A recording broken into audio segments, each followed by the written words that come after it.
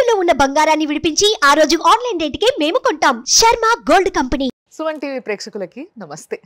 మరి కొత్త సంవత్సరంలో అడుగుపెట్టబోతున్నాము. సెలబ్రేషన్స్ మాత్రమే చేసుకుంటే సరిపోద్దా?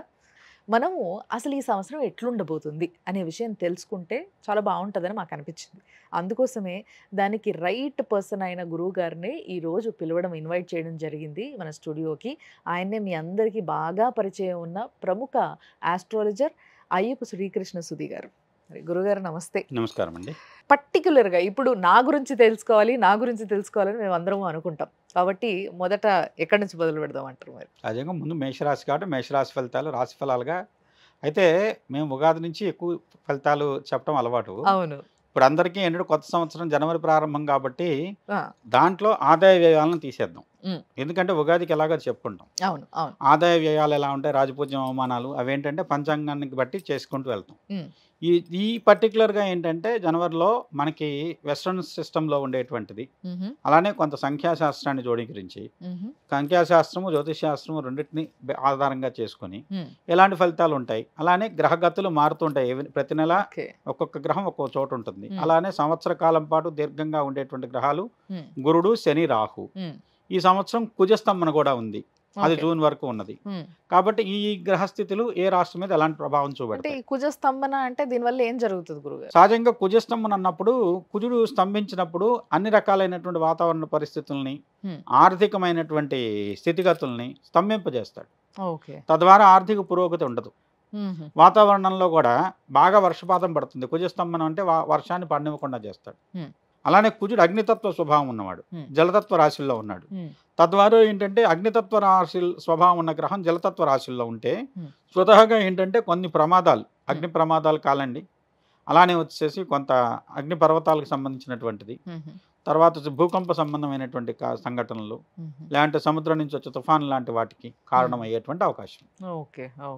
అందువల్ల ఇలాంటి వాటికి వచ్చేటువంటి అవకాశం దేశీయ గోచారంలో చెప్తాం. వ్యక్తిగత గోచారంలో కూడా ఆర్థిక పరిస్థితులు ముందుకెళ్ళట్లేదు.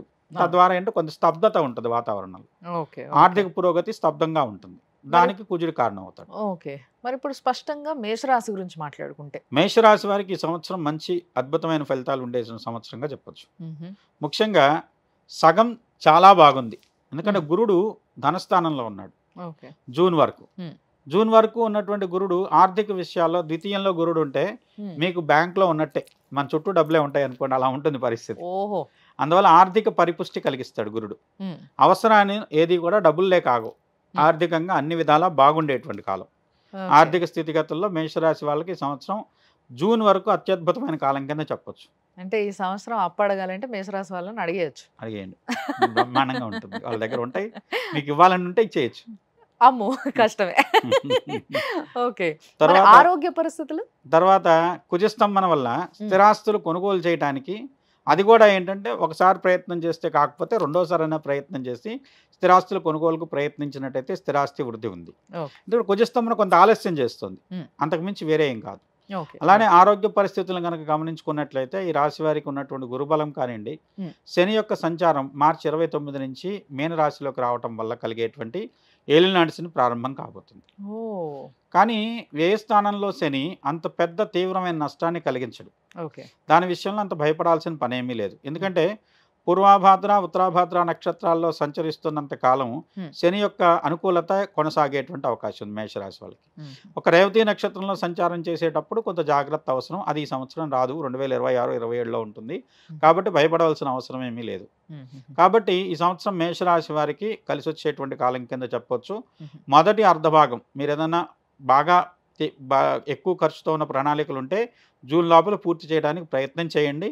అది కూడా కుదిరితే కనుక మార్చి 29 అంటే జనవరి, ఫిబ్రవరి, మార్చి నెల పూర్తి అయ్యే లోపల చేసినట్లయితే అత్యంత విజయవంతమైన ఫలితాలు ఉంటాయి.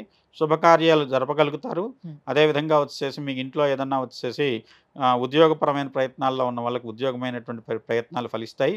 ముఖ్యంగా స్పెక్యులేషన్ లాభదాయకంగా ఉంటుంది. అది కూడా స్థిరాస్తికి సంబంధించిన ఇన్ఫ్రా రిలేటెడ్ కానివ్వండి, లేదంటే వచ్చేసి బ్యాంకింగ్ షేర్స్ కానివ్వండి, అలాంటివి చేసినట్టయితే మంచి ఫలితాలు పొందగలుగుతారు. అందువల్ల డబ్బుల పరంగా మీకు అంతా బాగుంది. మరి ఒకవేళ సెలబ్రిటీస్ విషయానికి వస్తే, సినిమా వాళ్ళ గురించి మాట్లాడుకోవాల్సి వస్తే మేషరాశిలో వాళ్ళకి ఎట్లుంటుంది? సెలబ్రిటీస్గా చూసుకున్నప్పుడు వాళ్ళకి మంచి విజయవంతమైన ఫలితాలు ఉంటాయని చెప్పొచ్చు. త్వరగా మీరు గనక నిర్ణయం తీసుకుంటే మంచి ఫలితాలు ఉంటాయి. Hmm. లేదు ఒకవేళ ఆలస్యమైంది, జూన్ తర్వాతే చేయవలసి వచ్చింది ఏదన్నా అనుకుంటే కూడా అది ఇంట్లో కంటే అంటే సొంత ప్రాంతంలో కంటే బయట ప్రాంతం నుంచి ఎక్కువ లబ్ధి ఉండేటువంటి అవకాశం ఉంది. Oh. ఇప్పుడు ఓవర్సీస్ బిజినెస్ చేస్తున్నారు, Hmm. అలాంటి వాళ్ళకి మంచి బిజినెస్ ఉంటుంది, మంచి లాభం ఉంటుంది. ఓహో. సినిమాలు కానివ్వండి, లేదంటే వచ్చేసి ఇంకేదన్నా ఓవర్సీస్తో చేసేటువంటి వర్తక వాణిజ్యాలు కానివ్వండి, మంచి లాభదాయకంగా ఉంటాయి.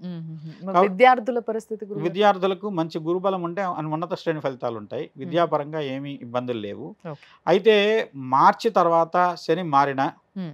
మే తర్వాత రాహు గురుడు వచ్చేటువంటి మార్పులు ఎవరైనా విదేశీ ప్రయాణం కోరుకున్నట్లయితే వాళ్ళకు అనుకూలమైన వాతావరణం ఉంటుంది. ఉన్నత విద్య కోసం కానివ్వండి, ఉద్యోగం కోసం కానివ్వండి, విదేశాలలో చేసే ప్రయత్నాలు ఫలిస్తాయి. తద్వారా వాళ్ళు మంచి అనుకూలమైనటువంటి సుఫలితాలు పొందగలుగుతారు. అద్భుతం. మరి జూన్ తర్వాత కొన్ని ఏమైనా ఏదైనా చిన్న చిన్న పనులకు సమస్యలు ఎదురు పడుతున్నాయి అన్నప్పుడు ఏదైనా పూజ కానీ ఏదైనా చేస్తే బాగుంటుంది అంటారా? ఈ రాశి వారికి ఉన్నటువంటి గురుబలం తగ్గుతుంది కాబట్టి శని సంబంధమైనటువంటి పరిహారాలు, అంటే శని ఏలినాటి శని ప్రారంభం కాబట్టి శనికి సూచనగా ఉండేటువంటి దైవాలను, శనికి సంబంధించిన పరిహారం తీవ్రత తగ్గించేటువంటి వాడు శని ప్రదోషం అంటే శనివారం నాడు ప్రదోష కాలంలో శనికి దీపం పెట్టి అలానే శివారాధన చేసిన దానివల్ల ఉపయోగం ఉంటుంది.